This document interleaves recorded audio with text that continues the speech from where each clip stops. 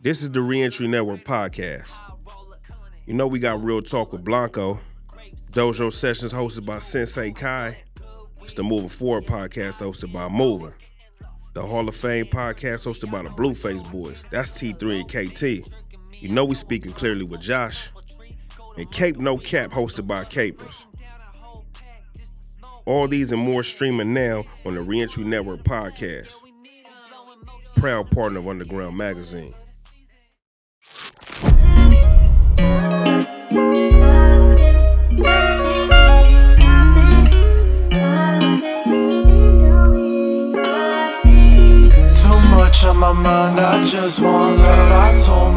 Thank you for joining us. Andrew Mason here inside the strip club set of the Underground Studio. Issue 14 is among us. We have our first cover artist, Tokyo Lou. How you doing, Tokyo? I'm doing great. Thank you for asking, Andrew. Thank you for having me here. Just feel blessed, another day alive, ready to be on this issue, put out some good content, and have a great experience with you guys. Thank you for having me. I appreciate you. Thank you for being here. You've been to the studio before, right? Yeah, absolutely. It's a great, artists are think about it, like they have so many different sets you could get and so much content. I know Lefty Gunplay was here, right? And Lefty Gunplay. We've had Greedo, O3 Greedo did a video. Shout out O3. Man, that's crazy. Like, I definitely see a lot of future projects that we want to do here. Actually, we got Barbie in the room, and I wanted to use this set actually for one of her songs that's going to be coming out. Okay, nice. Yeah, just walking in right away, I was like, yeah, we're gonna use this, So Awesome. Shout out Underground. Thank you for having me. I appreciate you. Shout out Barbie as well. I actually didn't realize you were an artist. Something that stands out about you, Tokyo, is that from the time that I've known you, it seems like you work with a lot of artists, right? Talk us through about MVP Records, how that got started. Yeah, well, so I've been doing music for a while. I'm actually, for everyone wondering, I'm 28 years old. So I started when I was about 21. When I mean 21 started, I started actually making recording myself at 21. Okay. But I've been playing guitar since I was in 6th grade. That was the first instrument, the guitar. Yeah, I actually believe it or not, I was a metalhead, bro. So I love Metallica, Megadeth, Slayer. I actually performed a song called Jihad by Slayer for my guitar class. And if you guys are Slayer fans, it's a crazy heavy metal song. But anyways, that's fine. I got into actually recording myself because I found a producer and I've always wanted to do it. What actually got me to do it was I went to go see Ray Shremmer live at the Observatory, and I remember it was a time when that SoundCloud wave came out of rappers. Of course. And it that was Shrem 1, Shrem 2. Yeah. It was the craziest, one of the craziest things you see because people from SoundCloud are getting signed. Well, that moving forward, but I went to go see Ray Shremmer, and this guy Lil Yachty, shout out Lil Yachty, he was opening up for him. Wow. And there was so much, because I worked actually in the retail business during that time, there was so much controversy of these new artists, It was either people loved them or they hated them. That's what it was, And I'm not a hater, but you hear both sides, so I was really curious about it. And then the way he moved the crowd was just insanely wow, this is more than just what they record. It's they're creating a culture, a movement. This is the punk rock of rap of hip hop, of when it started to evolve. So seeing that, I'm that's what I want to do. That was when I'm okay, I gotta this. I know that's what I want to do. I want to move the crowd like that. I want to get mosh pits started. I want to be an influence. And I already had some sort of push in other industries, I was mentioning to you earlier, in the fitness industry. So I just but I knew fitness, I didn't want to do it forever. That's just for my health, my benefit, and just longevity. But I knew I have a creative mindset. So I started making music, and it was just on and off. You live, you learn, relationships that failed, and you put so much time into something that wasn't really gonna be what you wanted it to be. So as of 3 years ago, I really focused on myself. I let go of all drugs, all alcohol, no tobacco. I'm completely sober now, and nice. I just started to focus of all the connections I've had. I just started to focus on myself and cut off the old people that were I felt were holding me back. Within the music career? Industry, yeah, within the music career. I felt there was not necessarily that they're holding me back, right? Because I can't really say that. It's more we weren't aligned to the same frequency. That's what it was, different mentalities. And first you build a bond with someone, and it's like you don't want to let go of the comfort, but like what makes you grow is like getting out of your comfort zone. So I really started focusing on myself, and once I started focusing on myself, the right people came in my way. You know, I met Plata. Plata, he's also on this magazine. He just reached out to me and said, hey, like through Instagram, because we've known each other for a while, just like mutual friends. And he reached out to me and said, hey man, like I see you're doing this music thing, and like I want to be involved in it, but I want to bring you some sort of like benefit. So how can I benefit you? I have a camera, I could be your cameraman. And I'm like, yeah, of course, man. Like if you're all for it. And then when he came and started taking pictures of me, I saw that he had like, he wanted to do music. And me being me, I'm like, yo, I'll record you, you know? And like, I remember recording him for hours on Studio One, just recording him and like teaching him what I know. And at this point, like, he's super talented. I'm even gonna say it on camera, like he's more talented than me when it comes to music, you know, that I'm like super proud of him. And I signed him. I eventually made a record label, and I signed him. And as I'm going, I met SnapsTheMenace. I actually met SnapsTheMenace, which is on this issue as well. The whole MVP team. I met SnapsTheMenace actually in my wild days. So like in the party scene. In that SoundCloud era. Yeah, like within like 2-3 minutes of me and him like meeting each other, we were freestyling. So I'm like, I like this kid, you know? And then he really wanted to do the music thing, and thank God, you know, I built a little bit of a platform, a little bit of leverage to be able to invest in some artists. And then those were the 2 artists that I really wanted to put on, and signed them.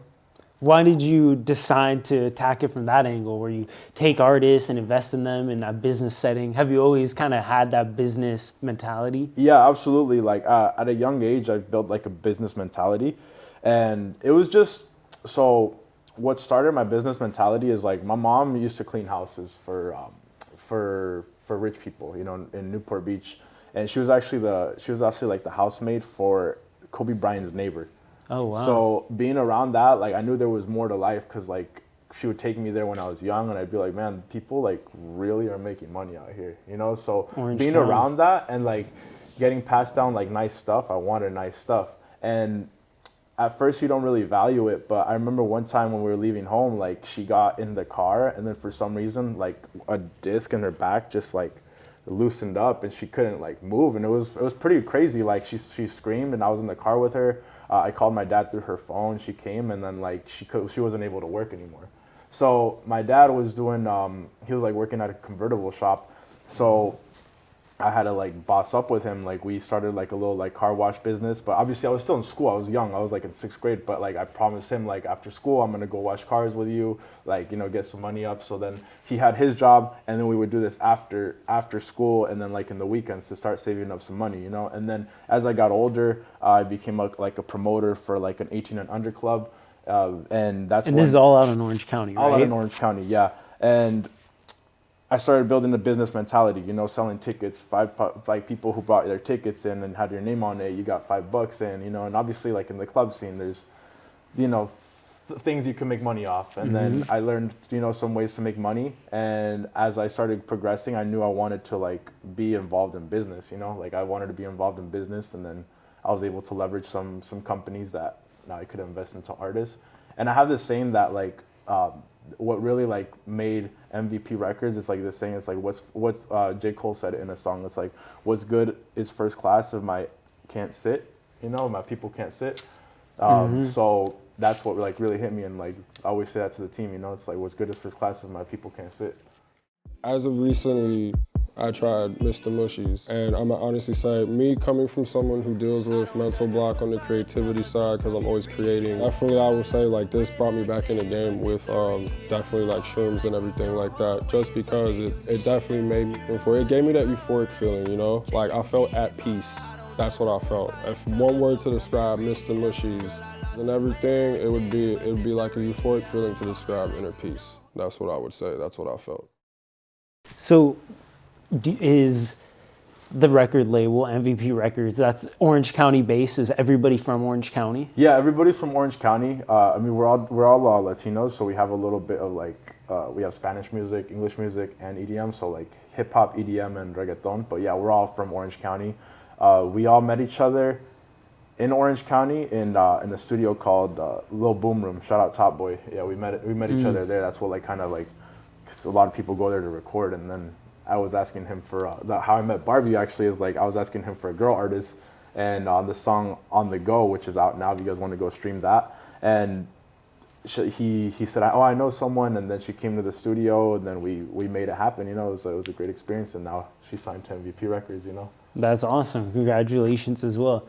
So, being somebody that's a CEO, running this label as well, do you find the time to be able to focus on you yourself as a solo artist and still do what you need to do as you're building your career?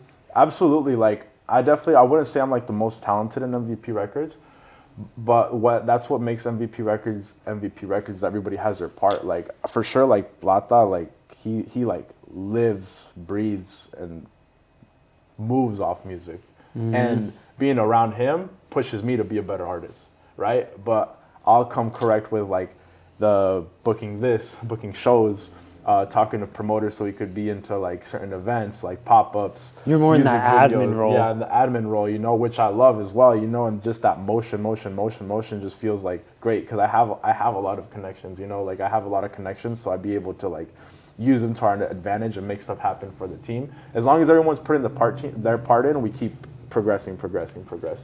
But so to answer your question, I do find time. I definitely should focus a little bit more time, but I feel like once I build that platform where I want to be at, I'll have a little bit more time to focus on just me. But every morning, I make sure I focus on me so I could come correct for my people.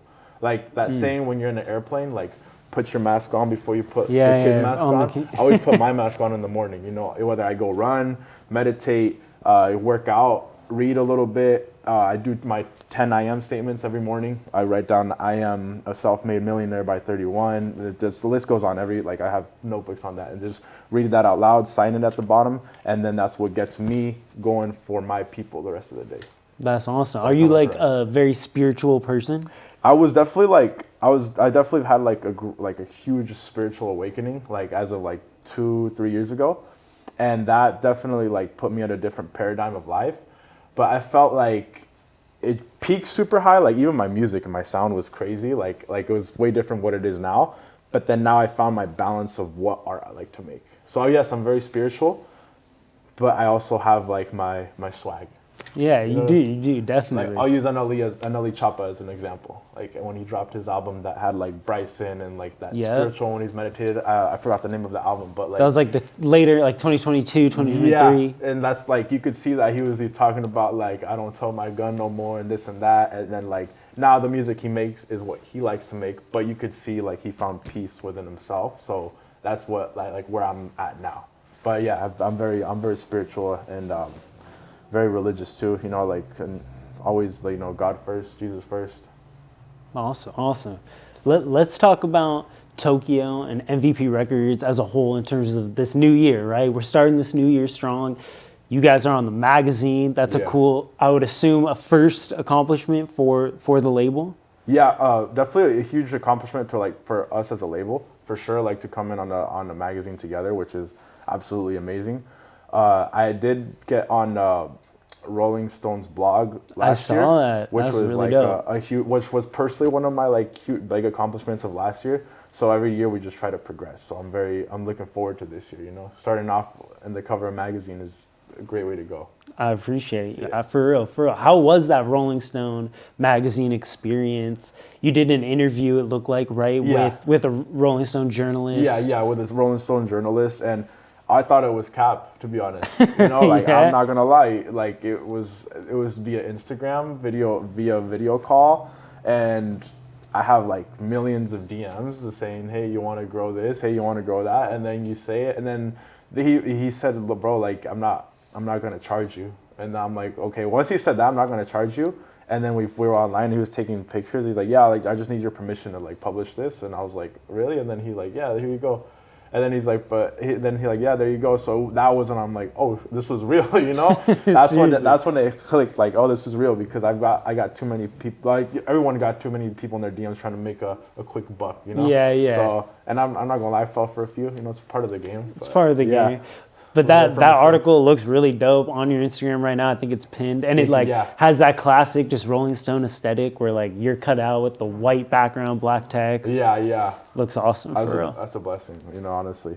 So you also released a song recently here in January. Yes. To start off this new year. Tell the people at home name of the song and how that song come about. Yeah, the song's called Self-Made, and it's just really good. Like, I love going back to like my old artistic background. Like, I love like that energy type of music. Yes. You know, like Puya, Suicide Boys. You know, like I'm very like, I like energetic music. So I was able to come in with a project called Self-Made. And it's just pretty much talking about, you know, like a hustler, someone who makes it happen every single day, you know? Self-made, you know, I'm not necessarily, like, everybody needs a team, which is great, but like self-made is like you yourself are the best version of yourself. That's what I call self-made. You know, and it's a very energetic song, something to get the, like, for gym, all you like gym people out there that like to work out, you know, definitely I'd say to check it out. It's a great song and a lot of energy in there. That's good. A lot of energy and a lot of your music. Yeah. Something that me and Popsky actually were talking about recently is like in that SoundCloud era, and not even just classic SoundCloud music, but just music released also at that time, whether it's Kendrick, whatever, bigger people. Just, they don't make music like that anymore, right? And like me and Popsky were saying, like, asking each other, do you listen to a lot of newer music or do you still listen to music at that time? And that's something something I want to ask you is like, do you still listen to a lot of that SoundCloud era music, Ray Shremmerd, Lil Yachty? Because honestly, I do. Yeah, I do. And then I listen to like, I've been on a good like reggaeton wave. You know, I've been on a reggaeton wave just because I like to dance, I like to get groovy, you know, it's like something for the ladies.